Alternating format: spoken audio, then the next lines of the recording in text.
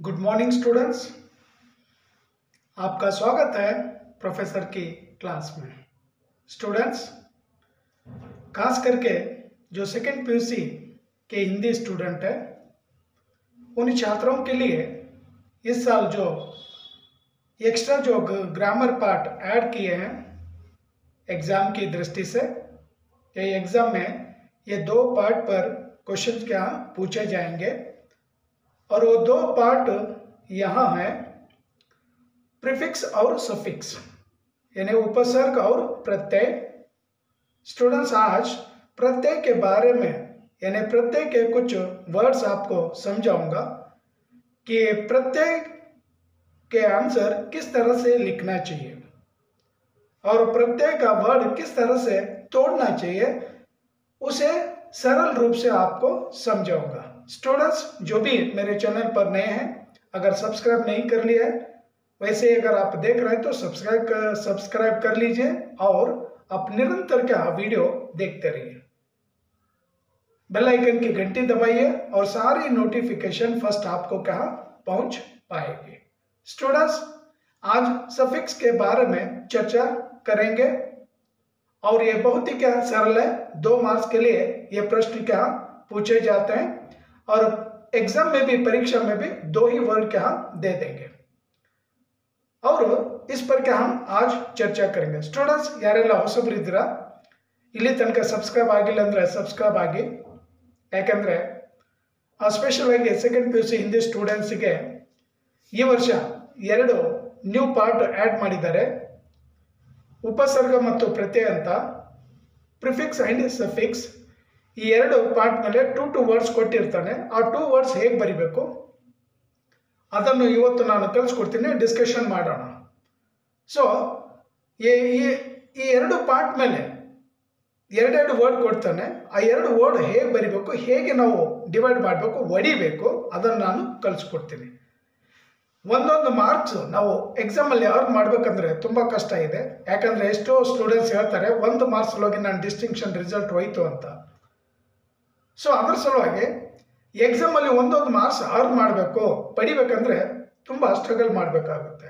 So ಅದರ ಸಲುವಾಗಿ ಇವತ್ತು ಈ ಗ್ರಾಮರ್ ಪಾರ್ಟ್ ಮೇಲೆ ಡಿಸ್ಕಷನ್ ಮಾಡೋಣ students. So exam means that is not difficult for genius students. Regularly, those who are studying, those who are doing their work, and always the students, they feel exam means that is so easy for them. But some other students, always they are feeling exam means that is so difficult, because this type of students, they are not studying, and this type of students, they want only passing marks. So ऐसे student के लिए बहुत ही क्या कष्ट है, और जो पढ़ने वाले निरंतर जो स्टडी करते हैं ना, उनके लिए डिफिकल्ट नहीं है। ಯಾರು ಡೈಲಿ ಅಭ್ಯಾಸ ಮಾಡ್ತಾರೆ, ಓದ್ತಾ ಇರ್ತಾರೆ, ಅವ್ರಿಗೆ ಯಾವುದೇ ಕಷ್ಟ ಅನ್ಸಲ್ಲ। ಅದ್ರ ಸಲುವಾಗಿ ಹೇಳ್ತೀವಲ್ಲ, ಪ್ರಾಕ್ಟೀಸ್ ಮಾಡ್ತಾ ಮಾಡ್ತಾ ನಮಗೆ ಅದು ಈಸಿ ಆಗಿಬಿಡುತ್ತೆ। ಸೊ ನಾವು ಕೂಡ ಪ್ರಾಕ್ಟೀಸ್ ಮಾಡ್ಕೊಂಡು ಹೋಗಬೇಕು। ಸೊ ಹಾಗಾಗಿ ಈ ವರ್ಷ 4 ಮಾರ್ಕ್ಸ್ ಅಲ್ಲಿಗೆ 4 ವರ್ಡ್ಸ್ ಕೊಟ್ಟಿರ್ತಾನೆ, ಪ್ರಿಫಿಕ್ಸ್ 2, ಸಫಿಕ್ಸ್ 2, ಅದು ಹೆಂಗೆ ಬರೀಬೇಕು ಅಂತ ತೋರಿಸ್ತೀನಿ। ಬನ್ನಿ ಸ್ಟೂಡೆಂಟ್ಸ್, ವಿಡಿಯೋ ಲಾಂಗ್ ಮಾಡೋದಿಲ್ಲ, ಶಾರ್ಟಲ್ಲೇ ಮಾಡಿಬಿಡ್ತೀನಿ। ಬನ್ನಿ ಬೋರ್ಡ್ ತೋರಿಸ್ತೀನಿ, ಬೋರ್ಡ್ ಮೇಲೆ ಹೇಗೆ ಬರಿಬೇಕಂತ ನೀವೇ ನೋಡ್ಕೊಳ್ಳಿ। ಎಸ್ ಸ್ಟೂಡೆಂಟ್ಸ್, ನಾನು ನಿಮಗೆ ಬೋರ್ಡ್ ತೋರಿಸ್ತಾ ಇದ್ದೀನಿ, ನೀಟಾಗಿ ಬೋರ್ಡ್ ನೋಡ್ಕೊಳ್ಳಿ ಸ್ಟೂಡೆಂಟ್ಸ್। ನನ್ನ ಹತ್ರ ಯಾವುದೇ ಮಾಡರ್ನ್ ಫೆಸಿಲಿಟಿ ಇಲ್ಲ, ಸೊ ಏನಿದೆ ಅದರಲ್ಲೇ ನಾನು ನಿಮಗೆ ವಿಡಿಯೋ ಮಾಡಿ ಕಳಿಸ್ತಾ ಇರ್ತೀನಿ। ಸೊ ಇವಾಗ ಬ್ಲ್ಯಾಕ್ ಬೋರ್ಡ್ ಮೇಲೆ ಬರೆದಿದ್ದೀನಿ ಸಫಿಕ್ಸ್ ವರ್ಡ್ಸ್ ಅಂದರೆ ಪ್ರತ್ಯಯ ಶಬ್ದಗಳು ಅಂತ ಅರ್ಥ। ಸೊ ಈ ಥರ 1-2 ವರ್ಡ್ಸ್ ಕೊಟ್ಟಿರ್ತಾನೆ, ಈ ವರ್ಡ್ ನಾವು ಹೇಗೆ ಬರಿಬೇಕು, how to write these suffix words answer. So ಪ್ರತ್ಯಯ ಅಂದರೆ ಕೊನೆ ವರ್ಡಿನ ಕೊನೆ ಅಕ್ಷರ ಅಥವಾ ಕೊನೆ ವರ್ಡ್ ಯಾವುದಿರುತ್ತೆ ಅದು ಸಫಿಕ್ಸ್ ವರ್ಡ್ ಇರುತ್ತೆ। ಬಟ್ ನಾವು ಇಲ್ಲಿ ಏನು ಮಾಡಬೇಕಂದ್ರೆ ಈ ವರ್ಡನ್ನು ಡಿವೈಡ್ ಮಾಡಬೇಕು, ಡಿವೈಡ್ ಮಾಡಿಬಿಟ್ಟು ಫಸ್ಟ್ ವರ್ಡ್ ಏನಿರುತ್ತೆ ಅದು ಇಂಡಿಪೆಂಡೆಂಟ್ ವರ್ಡ್ ಆಗಿ ಮಾಡಬೇಕು, ಆಮೇಲೆ ಮೀನಿಂಗ್ಫುಲ್ ವರ್ಡ್ ಇರಬೇಕು, ಆವಾಗ ಮಾತ್ರ ಅದು ಬೇರೆ ಮಾಡಿಬಿಟ್ಟು ಮಿಕ್ಕಿದ ಯಾವುದು ಲೆಟ್ರ್ ಇರುತ್ತೆ, ಯಾವುದು ವರ್ಡ್ ಇರುತ್ತೆ, that is suffix. But here we divide these words and we make a separate which word is independent word we show there, and the remaining word, remaining letter is, that is our answer, that is suffix word.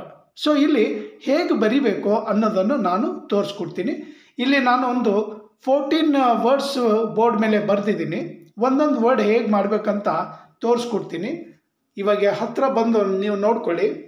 ಇವಾಗ ಮಿಠಾಯಿ ಇದೆ. ಇದು ಮಿಠಾಯಿ ಅಂದರೆ ಏನಾಗುತ್ತೆ ಅಂದರೆ sweet ಆಗುತ್ತೆ. ನಾವು ಕನ್ನಡದಲ್ಲಿ ಹೇಳ್ತೀವಲ್ಲ ಮಿಠಾಯಿ ಅಂತ, ಸ್ವೀಟ್ ಆಗುತ್ತೆ.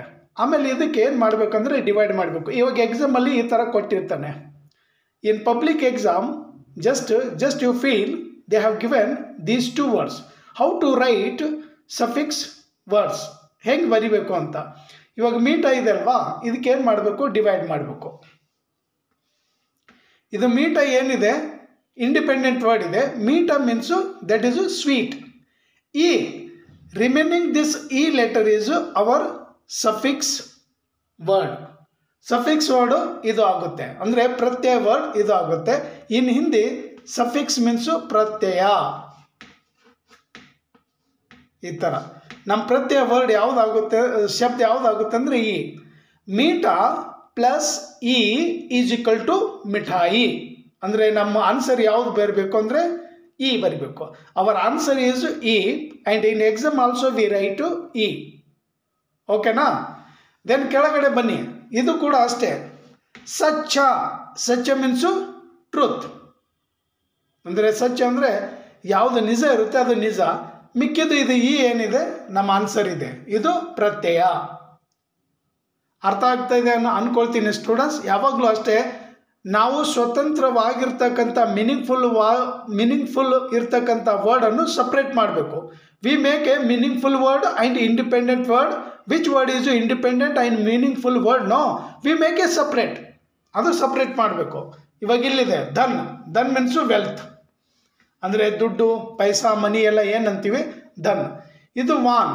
ಧನ್ವಾನ್ means those who are rich people, no, or rich person, ಅವ್ರಿಗೆ ಏನಂತ ಕರಿತೀವಿ ಧನ್ವಾನ್ ಅಂತ. ಇದು ವಾನ್ ಏನಿದೆ ಇದು ಪ್ರತ್ಯಯ. ಧನ್ನು ಸಪ್ರೇಟ್ ವರ್ಡ್, ಇಂಡಿಪೆಂಡೆಂಟ್ ವರ್ಡ್. ಇದು ಮೀನಿಂಗ್ಫುಲ್ ವರ್ಡ್ ಇದೆ, ಇದು ಇಲ್ಲ. ಸೊ ಇದು ಮಿಕ್ಕಿದ್ದೇನಾಗುತ್ತೆ ವಾನ್ ಪ್ರತ್ಯಯ ವರ್ಡ್. ದೆನ್ ಚಾಯ್. ಚಾಯ್ ನಮಗೆ ಗೊತ್ತು, ಟೀ. ಚಾಯ್ ಸಪ್ರೇಟ್ ಮಾಡಬೇಕು. ವಾಲಾ, ಚಾಯ್ ವಾಲಾ, ಏನೇ ಚಾಯ್ ಬೇಚನೆ ವಾಲಾ. ವಾಲಾ ಏನಿದೆ ಪ್ರತ್ಯಯ ವರ್ಡ್ ಇದೆ. ಈ ಪ್ರತ್ಯಯ ವರ್ಡು ಇದು ಇದೆ. ದೆನ್ ಇವಾಗ ಮಿತ್ರ. ಮಿತ್ರ ಮೀನ್ಸು ಫ್ರೆಂಡ್. ಇದು ತಾ ಇದೆಯಲ್ವ, ಫ್ರೆಂಡ್ಶಿಪ್ ಅಂತ, ಫ್ರೆಂಡ್ಶಿಪ್ ಇರುತ್ತೆ. ಓಕೆನಾ?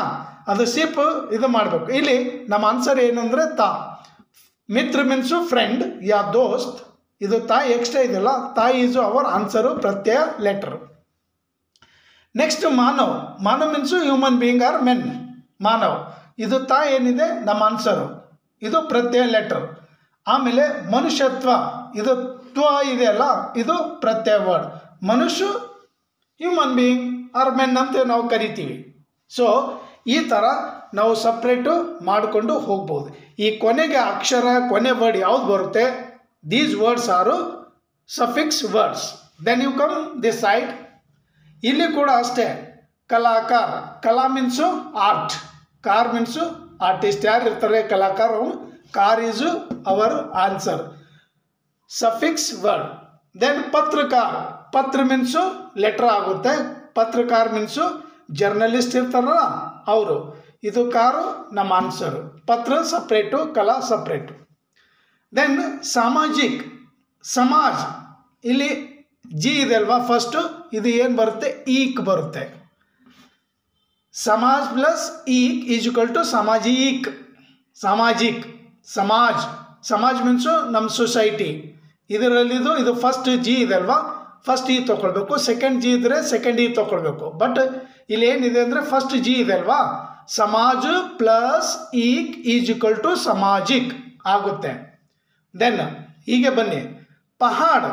ಇದು ಇ ಇದೆ, ಇದರಲ್ಲಿ ಇ ಸೇರಿಕೊಂಡಿದೆ, ಸೆಕೆಂಡ್ ಇ. ಪಹಾಡ್ ಮೀನ್ಸು ಮೌಂಟೇನ್. ಇದು ಪಹಾಡಿ ಮೀನ್ಸು ಸ್ಟಿಲ್ಲಿಂಗ್ ಇದೆ. ಪಹಾಡು ಪುಲ್ಲಿಂಗು, ಪಹಾಡಿ ಸ್ಟಿಲ್ಲಿಂಗ್. Masculine gender word and feminine gender word. ಪುಲ್ಲಿಂಗು ಪಹಾಡು, ಸ್ಟಿಲ್ಲಿಂಗು ಪಹಾಡಿ. ಇದರಲ್ಲಿ ಈ ಸೇರಿಕೊಂಡಿದೆಲ್ಲ ಈ ನಮ್ಮದು ಪ್ರತ್ಯಯ. ನೆಕ್ಸ್ಟ್ ಬೂಡಪ್ಪ. ಇದು ಬೂಡ. ಬೂಡ ಮೀನ್ಸು ಓಲ್ಡ್ ಪರ್ಸನ್. ಇದು ಪ ಪ್ರತ್ಯಯ.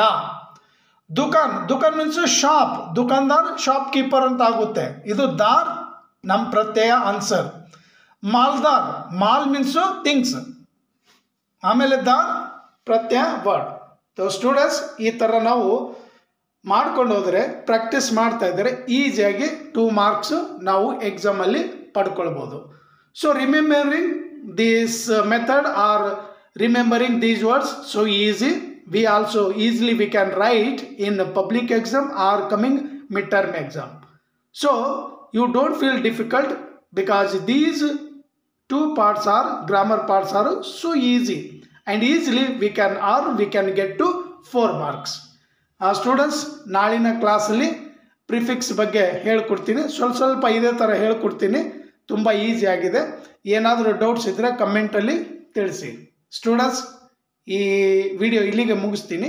ಏನಾದರೂ ಡೌಟ್ಸ್ ಇದ್ದರೆ ಕಮೆಂಟಲ್ಲಿ ಹೇಳಿ. ಸಬ್ಸ್ಕ್ರೈಬ್ ಆಗೋದನ್ನು ಮರಿಬೇಡಿ. I need your support. Thank you students. Jai Hind, Jai Karnataka.